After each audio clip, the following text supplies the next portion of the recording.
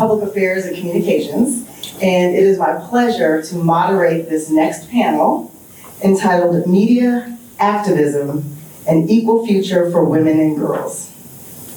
I think you will all agree that this title is apropos. For anyone interested in taking a closer look at where we are, where we've been, and where we're going.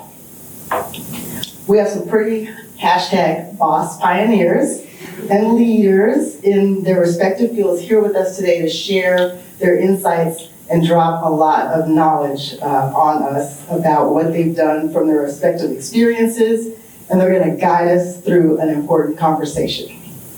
So it is my pleasure to introduce you to the panelists. As a collective, their accomplishments run wide and deep.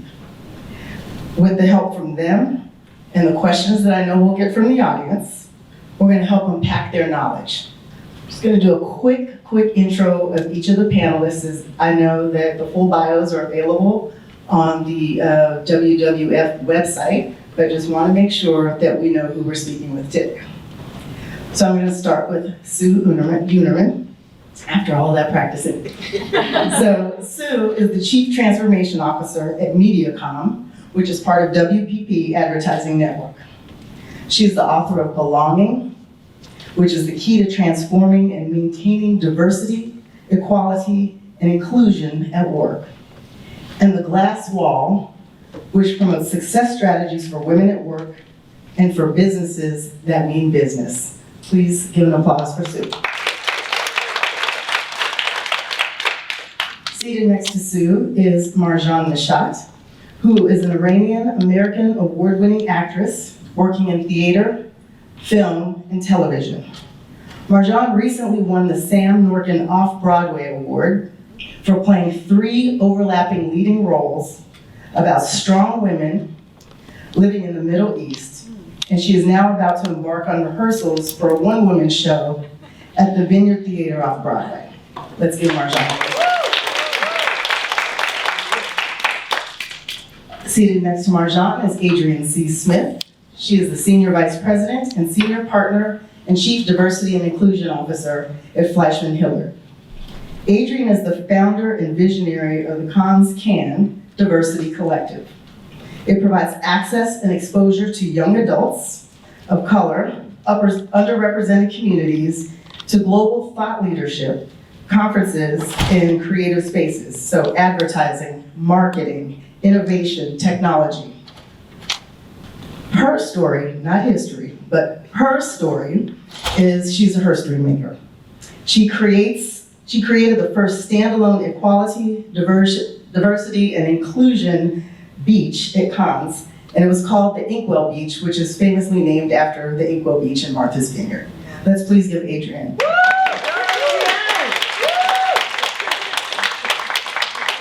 Next, we have Karen Bystedt, or as she affectionately is now allowing us to call her, KB. She is an award-winning visual artist. She's a photographer, artist, curator, and she's best known for creating the Lost Warhols with her iconic modeling photographs of Andy Warhol. She's known as the collaboration queen. In the art world, KB's NFT queen's passion is to be a disruptive creator, and she inspires women and young girls and men to be bold. Through her art, as well as her bold style, she promotes queendom. Let's give an applause to the queen. And finally, and certainly not least, we have Cheryl Fox, who is, everybody's award-winning, just be clear here, is an award-winning artist and photographer who found her love for photography in the darkroom of her university, and she later refined her creative skills at the School of Visual Arts in New York City. Cheryl went on to shoot lifestyle images of her family and friends, but those family and friends are many of the most global, iconic names, entertainers, and voices in sports and music. And Cheryl captures all of their essence. So her career has been ignited solely by word of mouth, but she continues to grow, and she's doing this in the NFT space, which we heard a little bit about earlier today, so we'll embark upon that, where fine arts meets crypto. So this is our panel this afternoon, and so let's give them a round of applause and let's talk about it.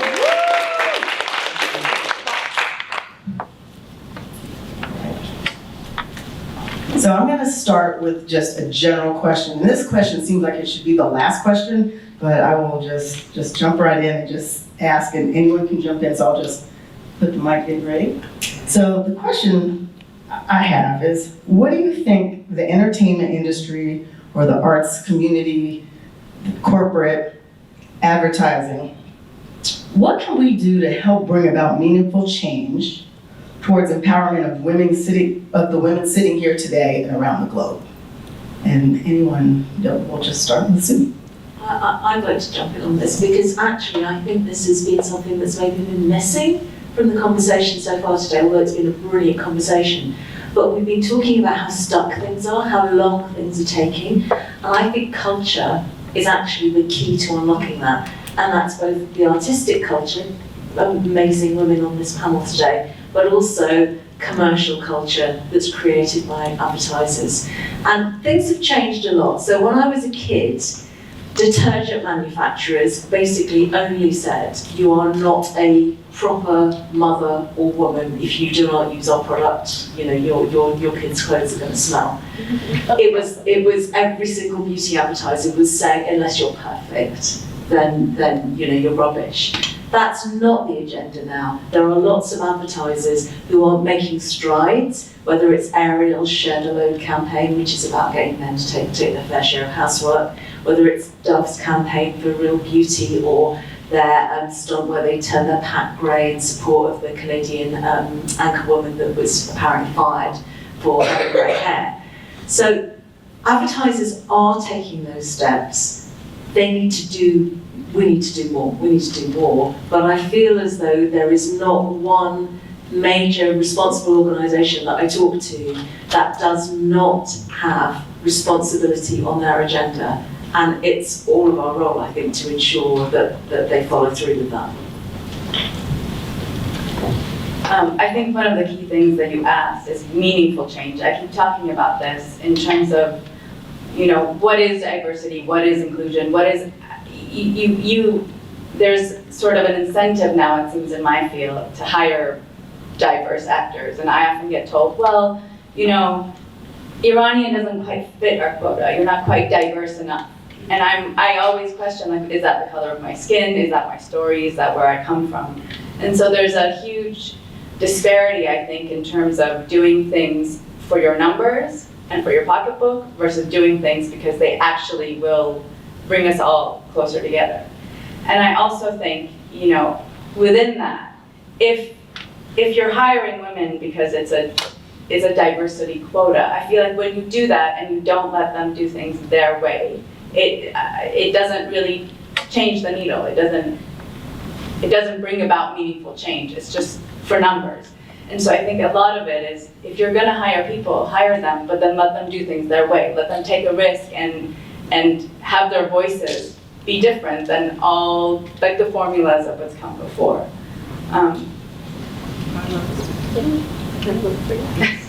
Since the mic is in my hand.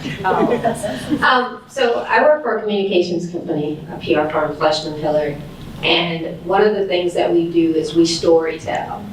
And a big part of what needs to happen is we have to keep telling the right story to get people and women from underrepresented communities, get their voices heard. So the more that we hear the voices, the more that we see the faces, then young girls and young women will see themselves. I think there's a saying, if you can see it, then you can be it. If we are able to see ourselves and people continue to tell stories with the right people in the room, with the right people in the space and the voices telling the stories, that's really the most important part for me, is like, how do we give voice to the voiceless? How do we create opportunities and access for them? And if we're able to give young women that opportunity and access, I think that is the initial part. That's the start of what we have to do. Yeah, I agree with that wholeheartedly. And I think as women, it's really important that we feel comfortable with who we are and that we understand that we are powerful humans. And when we talk about inclusion, you know, I'm an artist, but I'm also a curator. I had a store at the Beverly Center. I gave a lot of underrepresented artists a place. You know, women, Black artists, young artists, gay artists, you know, whatever. We're all beautiful. We are all together and we are all connected. And I think that it's just really important. Ayati, we're collaborating on a little clothing line. Ayati is wearing the Queendom shirt. She started creating queens, and I added the crown on, and I put crown herself because we can all crown ourselves, right?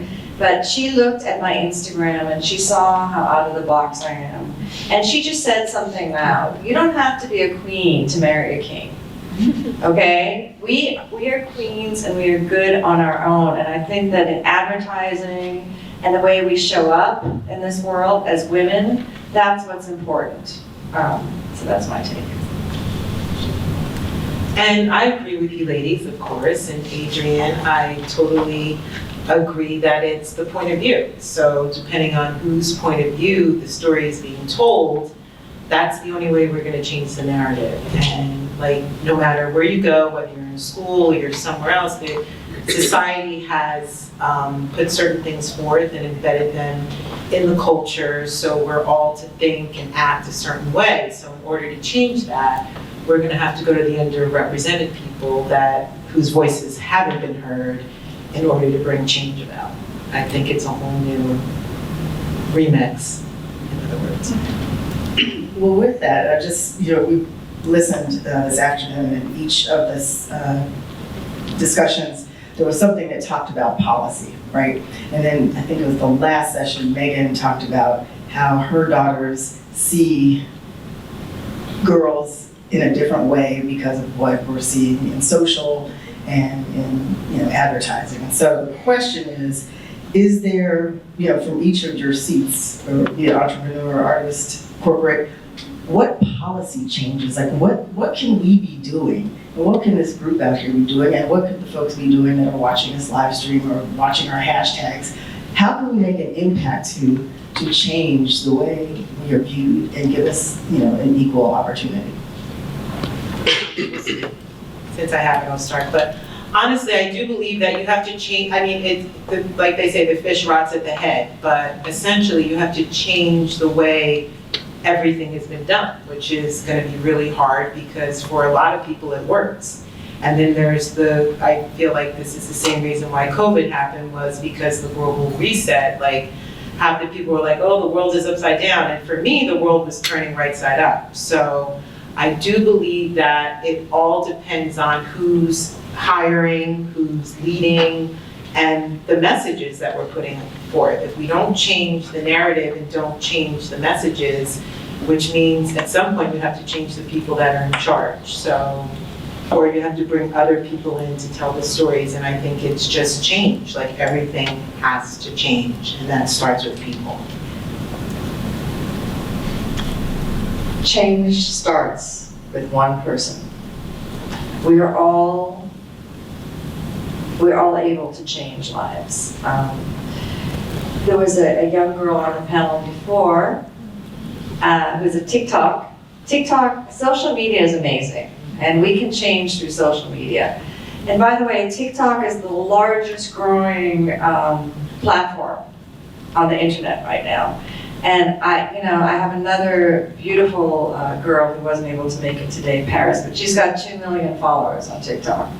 A lot, and I talked to her yesterday, a lot of TikTokers are women, are funnily enough. So that's one place where we can make a difference. I'm kind of old school still, so I'm on Instagram, but still, I'm on Instagram just doing my thing, being the individual that I am. And little Ayati watched my Instagram and became inspired to start thinking about being a young queen, to start creating art.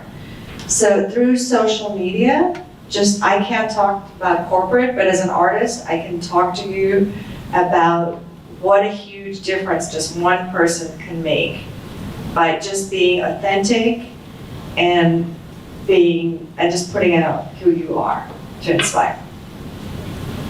I think we have a couple of constants here, right? We know that, the only constant is change. That's a famous saying, right? The common thing we have are the people. And the people will make the change if you make them accountable for the change that they're supposed to make. So most organizations, they have policies that are in place. Like if you think about it, after George Floyd died, everybody kind of went through the gamut of their policies and practices, especially as it related to DE&I, to make sure that things were in place to protect people. But the reality is, if people aren't being held accountable for the policies that are put in place, then that change that's always inevitable is not going to have the effect that we want. So although we tout the policies that we put out, and we've got all the press for the policy, but if the people aren't held accountable for that work, then it's like, what's the point, right? So for me, the policies are definitely important, but the people and the leadership of all the organizations have to make sure that the accountability piece, and people have to be held accountable for what they don't do when they don't adhere to the policy. So if you have a quota of hiring X amount of people of color and you don't reach that goal and you're managing people, you don't get a raise. You don't get promoted. You don't get the bonus that you said you were supposed to get. So it's about putting, I'm all for it, and it's always not always the popular thing to say. I'm like, yes, we have this great policy, but no one's adhering to the policy. So put accountability on it, and then I think we'll have the policy conversation will make more sense for me. I like that. I come at this from a very different sort of avenue, and I feel, some of my best teachers said, the actor's fundamental job is to show us who we are. And I think that partly change comes when you actually understand what that other human being is going through, and when you actually understand their story, so that your policy is informed by the necessity of their lives, the necessity for them to see examples of themselves in the world and to say, oh, I can reach that because I see part of myself out there. And also in the previous panel, the realities of, let's say I did 3 plays last year and I have a 10-year-old son. When you're doing 6 shows a week, you're rehearsing 6 days a week and you're doing 8 shows, when you're not supported through childcare, a lot of people leave these professions because they can't do what they love and have a family. And so it's a broader understanding of actually how hard those people are working, what they get paid, and not just to do it for the love of it, but actually put things in place, especially for women, to support them to be able to go and do what they love and make those changes. I think childcare is a huge issue in this country. I just want to interject there, just because before I became an entrepreneur, I used to work at this big company, and when they were having everyone come back to the office, the thought was, oh, we're going to have people come in the office, and we're going to help you with childcare. So they gave us a week of money toward childcare. 1 week. So I hear you. Well, they helped you, right? Well, I There's 1 quit. week left. No, I quit. I became boss of me. So for the latest book, Belonging, had the privilege of interviewing a lot of very strong women and men championing diversity and inclusion in the workplace. And you just reminded me of a quote from a woman called Hannah Rudibond, who's the woman who put in the gender equality pay gender gap reporting in the UK. So in the UK, it is compulsory for every large organisation to disclose the gender pay gap between how much men are paid in the organisation versus women. And she said to me, there used to be a saying that behind every great man there is a great woman. And she said, I like to think now that behind every great woman there is a man without a chip on his shoulder. And I think that could be a partner, that could be a boss, that could be a brother, a colleague. I think it's very true. It takes a whole village, maybe, to create an amazing women's career. And I've been fortunate enough to benefit from that. But you ask about transformation and change, and my title is Chief Transformation Officer. The truth is that change and transformation is happening all the time. Everything is changing. It is also true that there is very little trust left in the world. But the Edelman Trust Survey that comes out every year Josh Barometer, has actually pointed out that people trust businesses more than they trust governments. Now, whether you think that's a good thing or a bad thing, it is what it is. But employees have a lot of voice.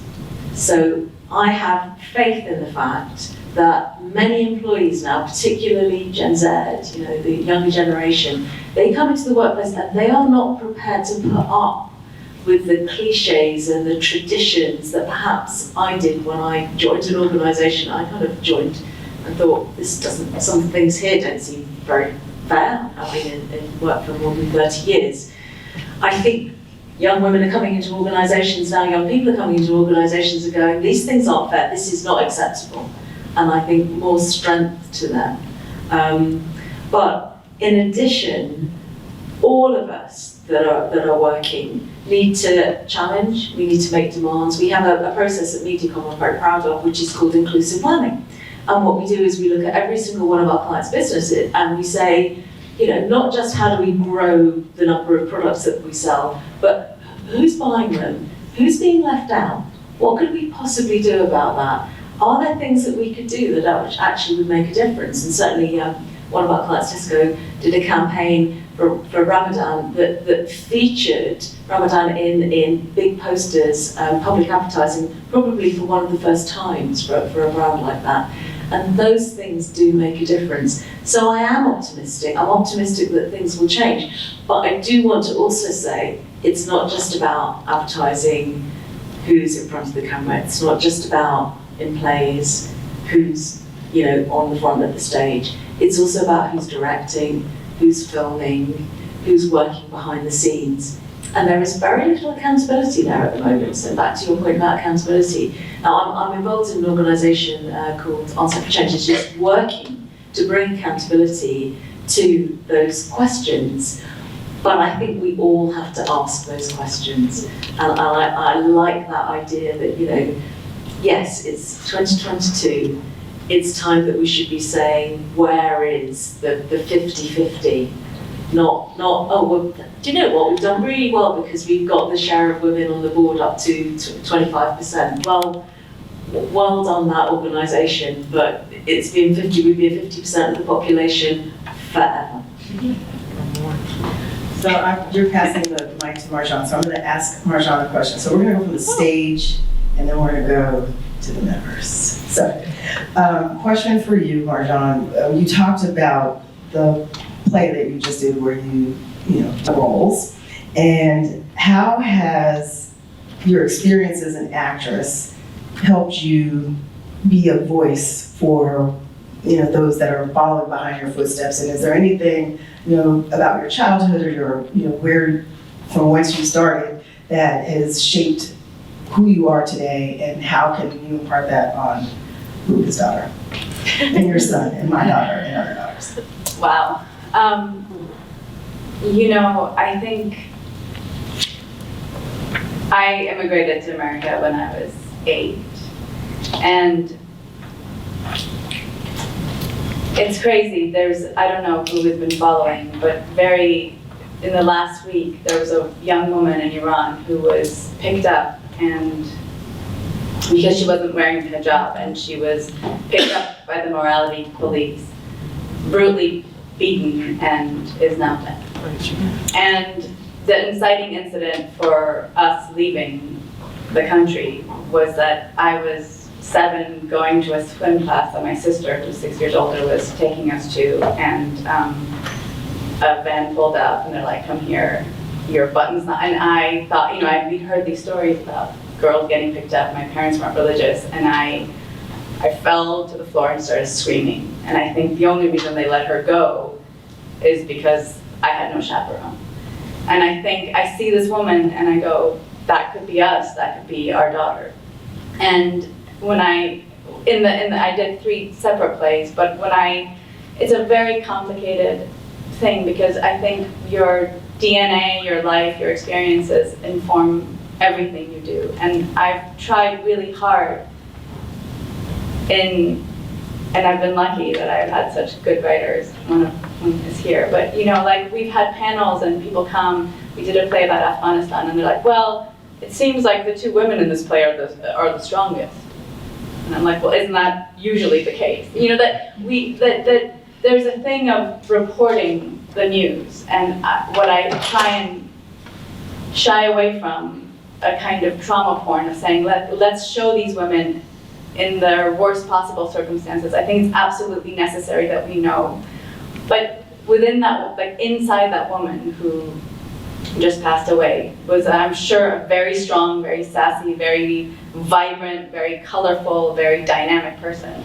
And I think that the more we understand that we are more alike and less different, the more we feel like the person I portrayed in Afghanistan is not so different than my neighbor, than my sister, than my daughter, the more we're inclined to help and pull them forward. So I think part of what I try in the work I do is to try and walk in those people's shoes and present them as three-dimensional, dynamic human beings that you can't just write off because you're like, well, doesn't this happen to everyone in your country? Isn't that just the case? You know, yes, they are victims of a terrible regime, but they are also very strong. There's so many things that make a human being. And I feel if we show all of those colors and we let people tell their stories in their way, you know, we always talked about none of these women were accented, they weren't otherized. I feel like we tend to, in this country, put this part of the world as other. And then you just show their suffering and then people just write it off. And like, I can maybe write a check towards some of that and that's it. And I feel we have to start thinking much more deeply and three-dimensionally about other human beings and treat them like you would the people next to you. Thank you for that. So, Cheryl, you mentioned during the pandemic where people were outside of the horror of what the pandemic did to people, that it created an opportunity for you as an artist. And so I wanted to dig into that a little bit and talk about how the NFT space, and I'll have you tag team with our queen over here, who is the queen of the NFT space, but just talk a little bit about how, that space, I don't understand that space, so I don't get it. So if you can, maybe you guys do, but if you could give a little background on that, and then how that's helped you, and then the collaboration, and then how that could help, the next generation. Well, essentially, everybody's been talking about technology, and I agree 100 times 100% that our future is all digital. So the world is moving in a digital space, and so many people, and God bless everyone that had hardships in COVID, but I said, well, nobody cares about our health, right? So to me, COVID was not about our health. They didn't care about our health before. I know it all seems like they care about it now, but they don't. So, but you can't implement a new system when the existing system is in motion. So you have to stop the existing system so you can implement a new system. And I said, so the whole world stopped and went home and sat down. That's surely about money, because that's the only thing that, the whole world cares about. So I said, okay, something's going on. We don't know what it is, but surely it will show itself. So in the end, it's Web3. I'm sure Web3 has been around way before COVID, but in my mind, I was like, wow, this is a whole new situation going on here, and a lot of people don't know about it, but it's something that you have to want to learn, you have to want to explore it. There's a lot of people that are like, oh, I'm not into the internet, I'm not this, I'm not that. I'm analog, but digital has been coming slowly, and now it's becoming, I call it universal because I'm a spirit person, but it's global, it's everywhere. So the NFT space was introduced to me as fine art meets cryptocurrency. I wasn't really sure what it was, but the person that introduced said, just look it up. So when I looked it up, I was like, oh wow, so these are just digital assets. So now everything is digital, but essentially, my collectors in France can buy my piece just like anyone sitting here today, do it all at the same time. So now I'm like, oh, okay, this is like universal currency, and this is digital currency. And in some respects. Like, nobody knows that they know I'm a woman, but it's not based on me being a woman, it's based on the art. So as an artist, I think it's just a way that they opened up this path for the world to start moving money back and forth and doing away with the governmental systems and the banks and all the folks that have been running the show all this time. Now we're in the universe or the metaverse or so on and so forth. So they can't really put a hold on it just yet. So it's moving fast, but essentially I do believe that the brands are slowly coming in and they're gonna come in a much bigger way. And eventually I think that COVID happened and all these things happened so we can have one currency around the world. And for me as an artist, I have been in the traditional art space for so many years. I've shot everyone from LeBron to Kobe to Madonna to Jay to Puff to Pharrell, and so many different so much talent, but yet in the traditional photography space, if my friend isn't putting me on the job, I'm certainly not getting hired by the corporation as a Black woman.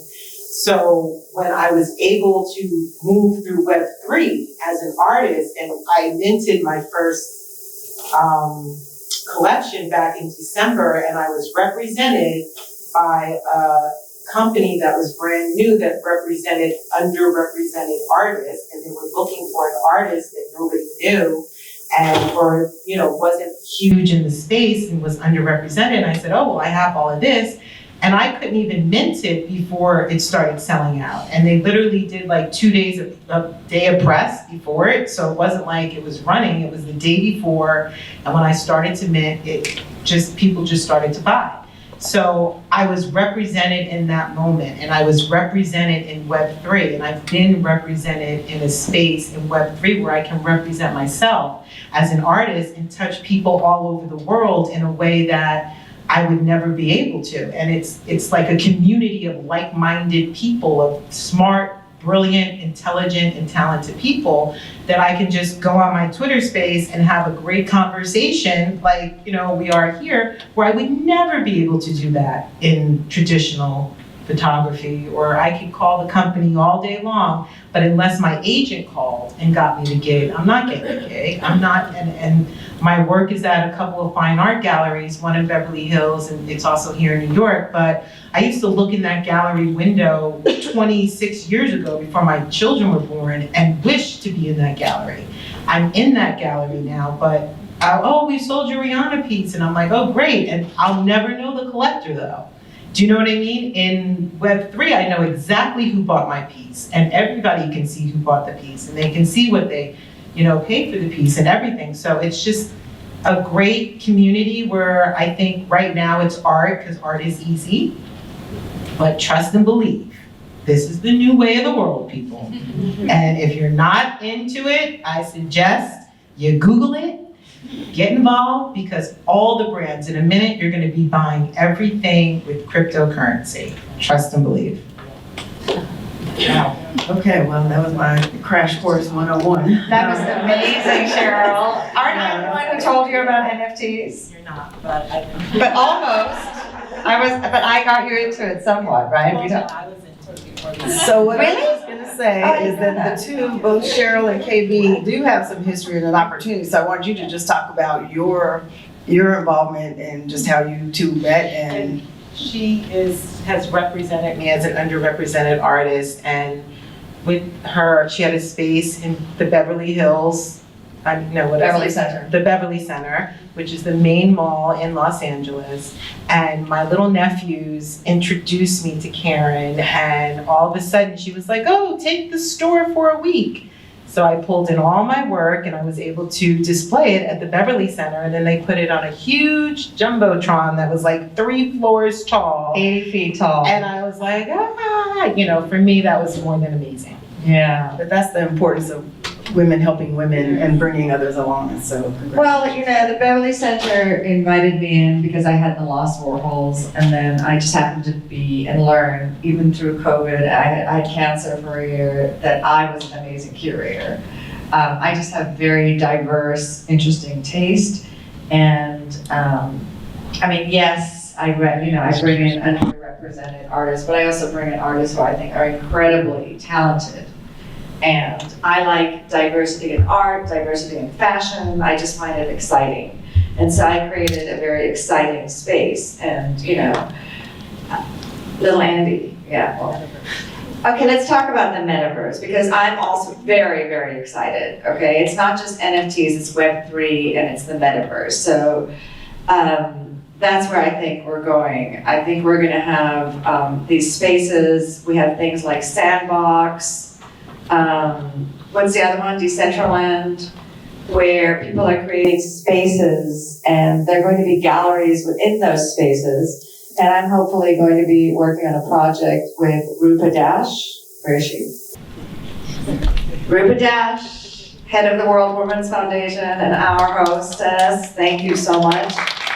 And her very talented daughter, Ayati, 9 years old, going on 30, who is really going to, I think, inspire a lot of young girls. And I'm hoping that's going to be in the metaverse with her art and our collaboration and our whole message of queendom. And maybe that's also a place where we can make a difference, you know? And I also just want to say to all the kings who came out, that it is true that us queens, you know, we love to have kings as our friends and our supporters. And, you know, I always say it's queens and kings. Thank you for that. Okay, given we've got 5 minutes before we open it up to Q&A. So one, just really quick, is there anything I didn't ask you, I'm borrowing this from a previous panel, that you want to get out to the audience? And while you're thinking about that, let me give each of you the final question. And so my question is, if the baton you pass to an inspiring young woman contained one bit of words or advice, what would that be? I just wanted to add to what you just said about the metaverse, which is it's coming. In some cases, it's already here. It's going to be even bigger. We want a metaverse that serves women. Right? We do not want another creation that is just other people have got involved in it. Doesn't feel like it's a particularly safe space. Women need to get involved in it now, and I admire you both for doing that, because it should be a world that serves women and girls. In terms of baton passing the advice, well, I love the whole vibe of today, that it's all about in the next generation and you know, landing the gains that we have had, not losing them, and taking them further. And I don't know, I remember a few years ago when feminism was very unpopular, and it was always like I can remember younger women saying to me, "Oh, would you call yourself a feminist?" I'm like, "Yeah." They go, "No, you don't need feminism anymore, because enough has not changed, and both men and women need to be feminists for the world to get to be a better place." And so that's what I'd ask, is proudly call yourself someone who's about equal rights for everybody, whoever they are, however they self-assign. But I think don't shy away from being active in that cause. Yes, and I mean, honestly, I have a little boy, and the only thing that I constantly impart to him is find what you love and put it in the world. And I think that when you love something wholly, you will fight for it, and you will put all of yourself in it. And you know, it's not just money or power. It's like I think when you're in conversation with what you love, you are much more able to push that forward and make change. I have a few things. Okay. First of all, this journey for women has been going on for a long time.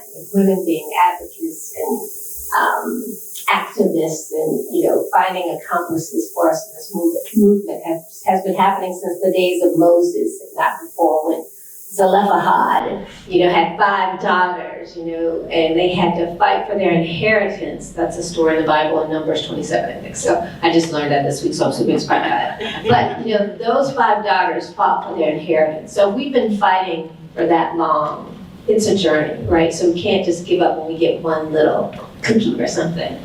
So I encourage young girls to claim their space, right? Claim who you are, know your name. Don't just be, I'll just use Adrianne C. Smith at WPP or FleishmanHillard.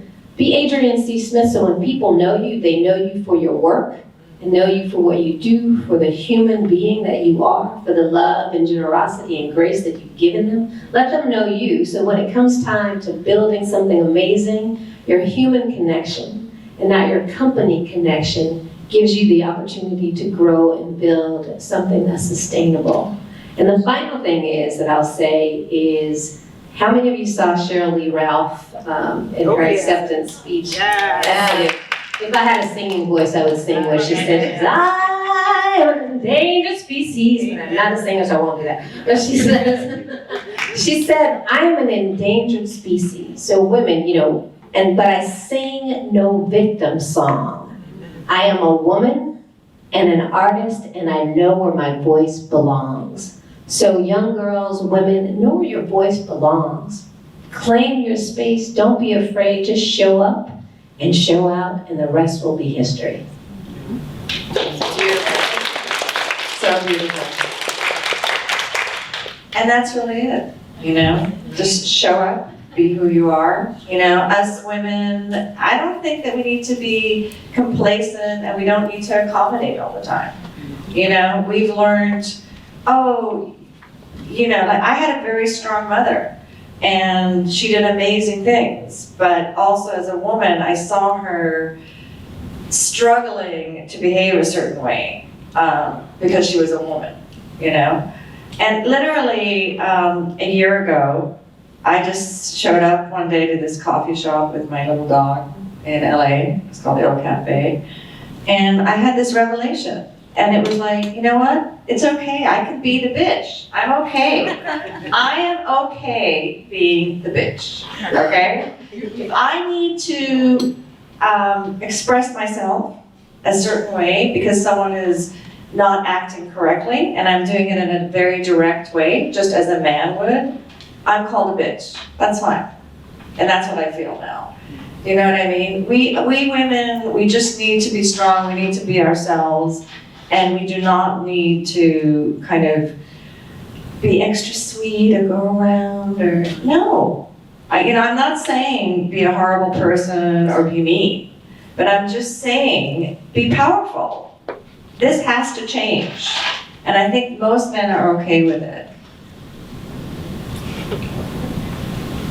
Well, I'm gonna just say really quick, if I had to tell everybody to do any action word, it would be to make sure you have dreams, at any age, there's no age limit to your dreams, and to hold the space for your dreams, and to never give up on them. And when I say hold the space, that means that be ready for your dreams, be ready for what you're asking for, be ready to be the change that you wanna see.